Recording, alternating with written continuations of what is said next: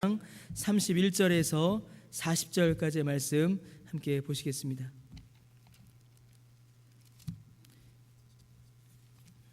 사무엘상 17장 31절에서 40절까지 우리 한 절씩 나누어 읽도록 하겠습니다. 사무엘상 17장 31절에서 40절입니다. 한 절씩 나누어 읽습니다. 어떤 사람이 다윗이 한 말을 듣고 그것을 사울에게 전하였으므로 사울이 다윗을 부른지라.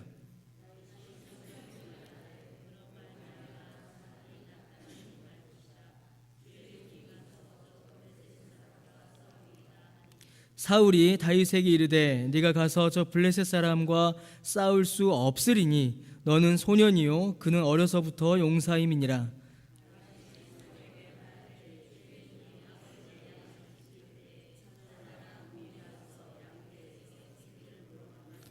내가 따라가서 그것을 치고 그 입에서 새끼를 건져내었고 그것이 일어나 나를 해하고자 하면 내가 그 수염을 잡고 그것을 쳐 죽였나이다.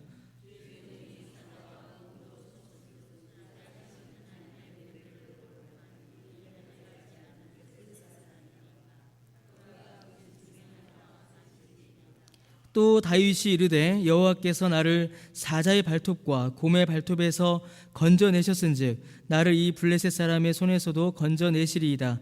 사울이 다윗에게 이르되 가라 여호와께서 너와 함께 계시기를 원하노라.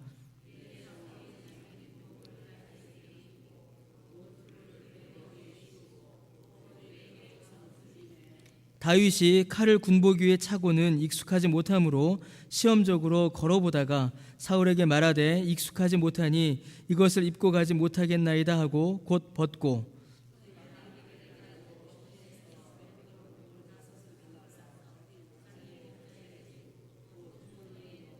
손에 물매를 가지고 블레셋 사람에게로 나아가니라. 아멘. 우리가 함께 읽은 이 사무엘상 17장은 성경에서 가장 극적이고 감동적인 장면 중에 하나입니다. 바로 다윗과 골리앗의 싸움을 기록을 하고 있는 것이죠. 제 기억에 제가 맨 처음으로 갔던 교회가 저는 제 기억 속에 이 다윗과 골리앗으로 기억이 남습니다. 왜냐하면 제 고향 교회가 지하에 있었는데 어느 날 그 교회에서 영사기죠. 옛날에 영사기를 빌려다가 이 다윗과 골리앗을 만화 영화를 교회에서 보여줬습니다. 그래서 저희 아파트 단지에 막 다윗과 골리앗 상영 화명 중앙교회 이러면서 이렇게 붙어 있었어요. 그래서 그것을 보고서 제가 그 교회에 처음 갔었고 그 만화를 봤던 기억이 저는 여전히 있습니다. 참 우리가 잘 아는 이야기이고 영화로도 보고 만화로도 보고 했던 다윗과 골리앗의 이야기가 이 사무엘상 17장에 기록되어 있습니다. 어린 소년 다윗, 하나님을 사랑하고 하나님을 경배하였던 어린 소년 다윗이 하나님을 모욕하고 이스라엘 대적한 거대한 용사인 골리앗을 쓰러뜨리는, 정말 이 말만 들어도 여러분 40절 읽으시면서 어떠세요? 물맷돌을 가지고 블레셋 사람에게로 나아가니라. 막 비장함이 느껴지지 않으십니까? 마음에 큰 감동을 주는 그런 장면이 사무엘상 17장입니다.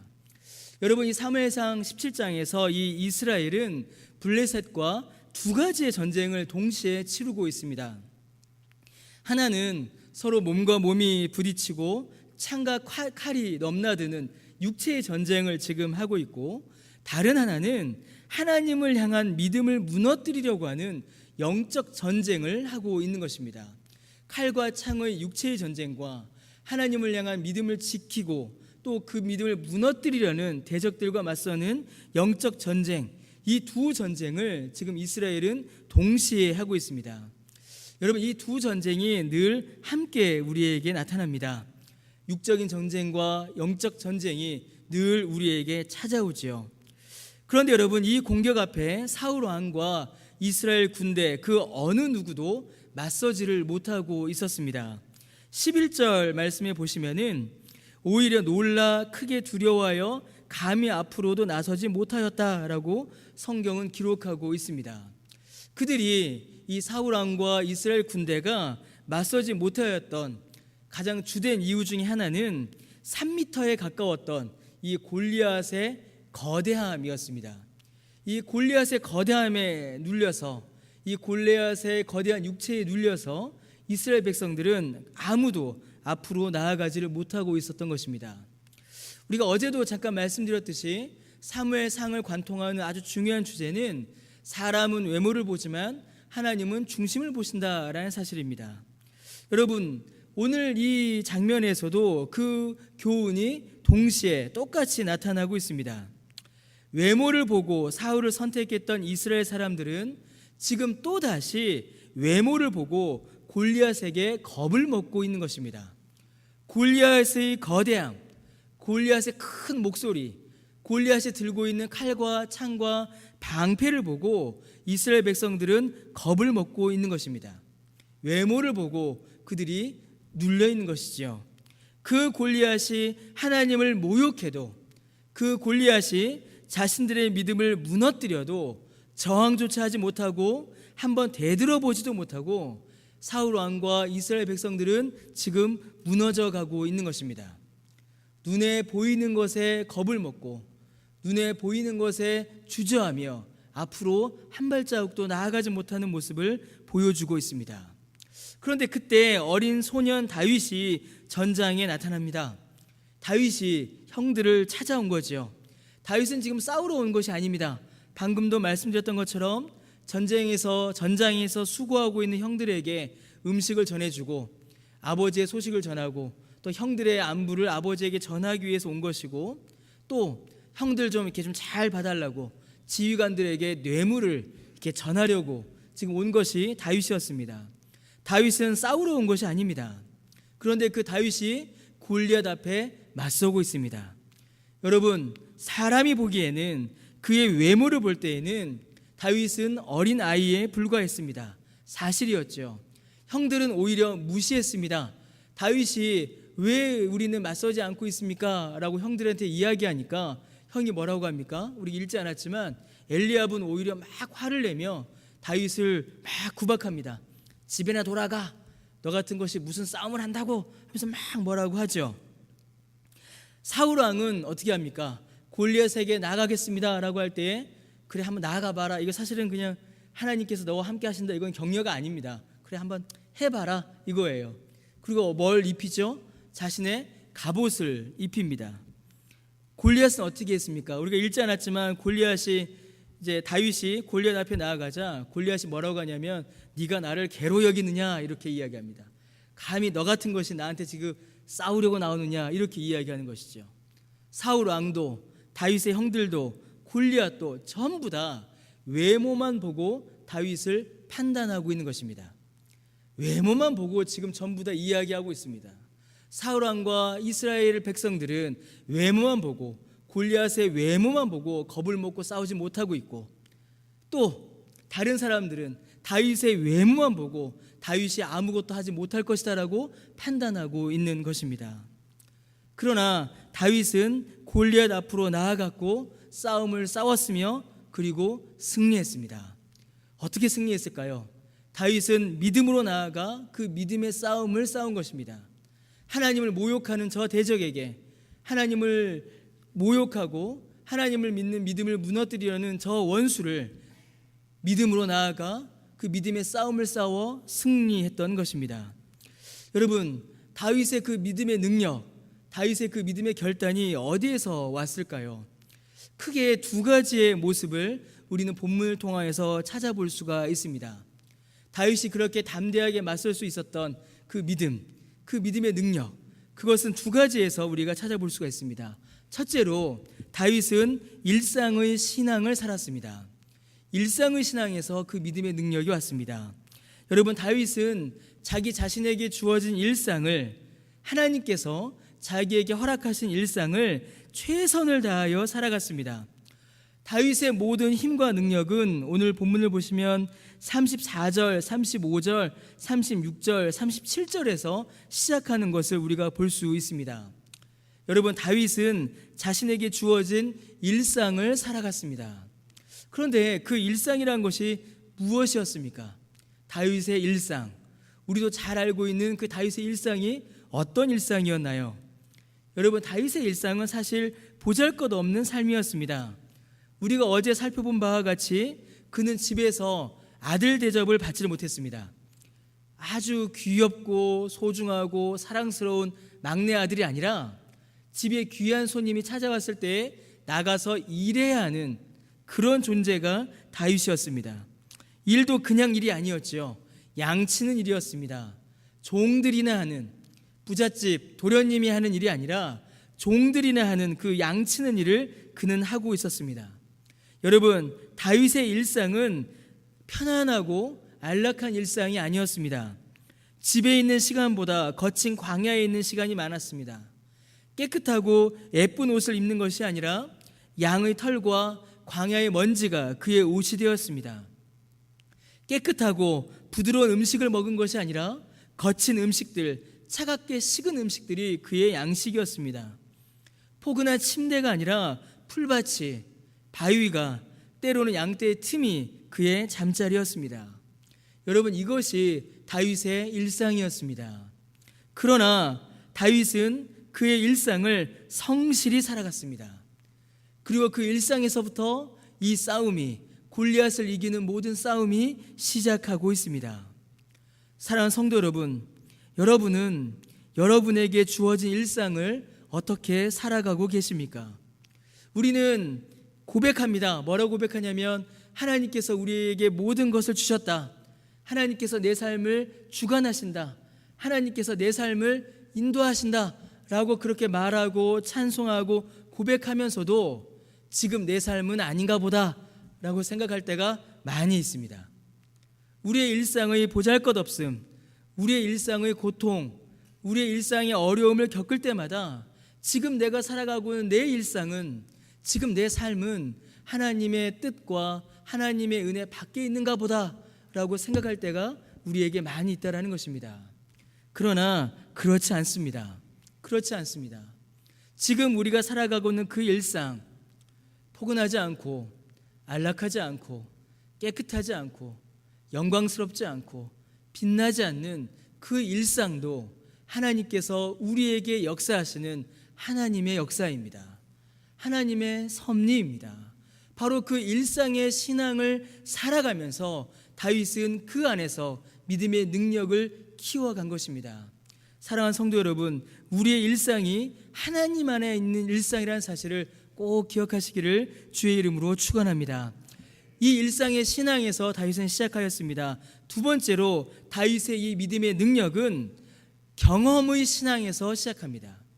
다윗의 믿음을 우리가 이야기할 때 다윗의 믿음은 참으로 경험의 신앙, 체험의 신앙이었습니다.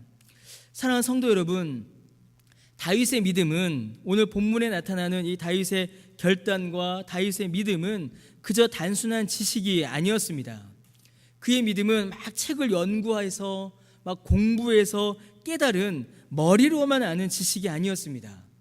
여러분, 다윗의 믿음은 그의 삶의 현장에서, 그의 일상에서 온 몸으로 경험한 살아있는 생명력 있는 역동하는 믿음이었습니다.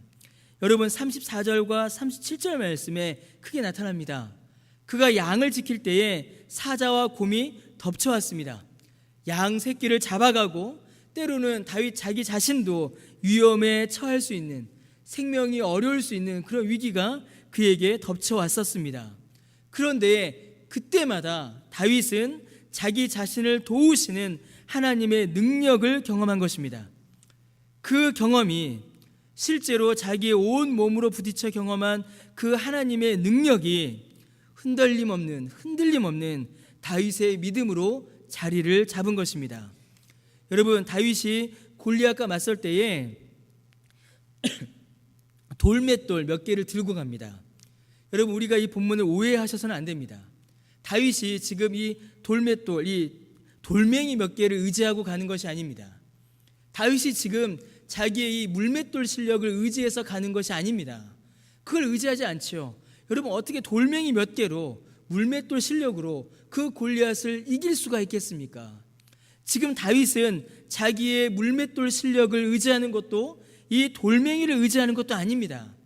다윗은 이 돌멩이 같이 보잘것없는, 이 돌멩이처럼 아무것도 아닌 자기 자신을 통하여 역사하실 그 하나님의 능력을 의지하여 나아가는 것입니다. 여러분, 그 믿음이 어디서 왔습니까? 곰과 사자를 물리치게 하셨던, 곰과 사자를 이기게 하셨던 그 하나님의 은혜의 경험에서 이 믿음이 나오고 있는 것입니다. 여러분, 사울왕과 군사들에게는 이게 없었습니다.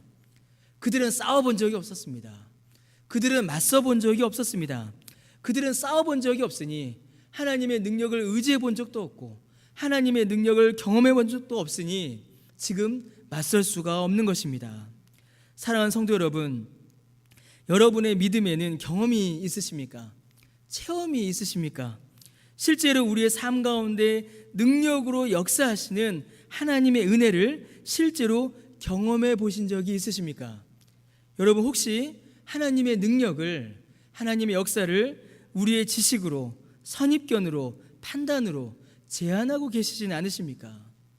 해도 안 돼, 우리의 능력으로는 안 돼, 그거는 우리가 못해, 여러분 혹시 그렇게 말씀하고 계시지 않으십니까? 사랑하는 성도 여러분, 때로는 단순한 믿음이 우리에게 필요할 때가 있습니다. 너무 많은 고민과 너무 많은 계산과 너무 많은 생각은 오히려 우리의 믿음을 무너뜨릴 때가 있습니다. 제가 그걸 많이 경험합니다. 설교 준비한다고 이 책 저책 다 쌓아놓고 머리만 싸매도 아무것도 안 될 때가 있습니다. 근데 오히려 그냥 다 덮고 다 싹 치워버리고 그냥 성경 한 권 붙잡고 설교 준비할 때 오히려 하나님께서 더 큰 은혜를 주실 때가 실제로 있습니다. 여러분 어떠십니까? 때로는 우리에게 단순한 믿음이 필요합니다. 나를 살리신, 나를 구원하신 그 하나님의 능력, 그 하나님의 은혜, 그것만 붙잡고 나아가는 단순한 믿음.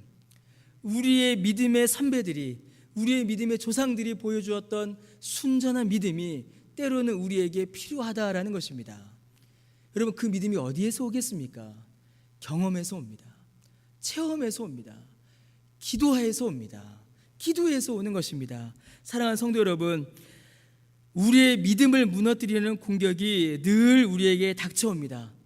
때로는 너무나 거대한 공격이, 유혹이, 정말 골리앗 같은 공격이 우리를 덮쳐와서 도저히 이길 수 없을 것 같을 때가 우리에게 너무나도 많습니다. 외모만 보게 되면, 겉모습만 보게 되면 세상은 얼마나 강한지 모르고, 겉모습만 보게 되면 우리는 얼마나 약한지 모릅니다. 그러나 오늘도 우리는 그 믿음의 싸움을 싸워 나가야 합니다. 사랑하는 성도 여러분, 일상의 신앙에서 시작하여 경험, 체험의 신앙으로 힘을 얻으시는 저와 여러분 되시기를 주님의 이름으로 축원합니다. 다윗이 그 하나님을 의지하여 믿음의 능력으로 나아가 싸워 이겼듯이 그 믿음의 승리를 얻으시는 저와 여러분 되시기를, 그리하여 하나님을 의지하여 앞으로 나아가시는, 하나님만 붙잡고 나아가시는 저와 여러분 되시기를 주의 이름으로 간절히 축원합니다. 기도하겠습니다. 하나님, 주님의 은혜를 감사드립니다. 오늘도 우리에게 주의 말씀을 허락하여 주시오니 감사드립니다. 하나님, 우리에게 믿음을 허락하여 주셔서 우리에게 허락하여 주신 일상을 믿음으로 살아가는 우리 모두가 되게 하여 주시고, 우리의 삶 가운데 역사하시는 하나님의 능력을 경험함으로 하나님을 의지하여 나아가는 우리 모두가 되도록 하나님 은혜를 베풀어 주시옵소서. 감사드리며 예수님의 이름으로 기도드립니다. 아멘.